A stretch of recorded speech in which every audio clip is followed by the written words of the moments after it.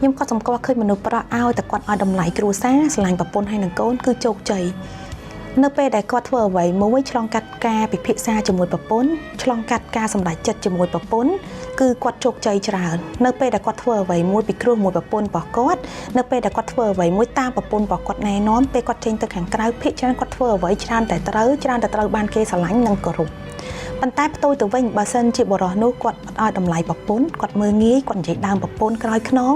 ភាគច្រើនបរិះនោះគឺអត់ជោគជ័យទេពេលដែលគាត់ចេញទៅខាងក្រៅនៅពីមុខគាត់គេអាចគោរពគាត់និយាយល្អមួយគាត់តែពេលគាត់ដើរចេញផុតគឺគេនិយាយដើមគាត់ហើយមនុស្សប្រុសតែពេលណាគាត់ហែកពីរឿងគ្រួសារប្រាប់អ្នកដទៃមនុស្សប្រុសនោះគឺអស់តម្លៃភ្លាម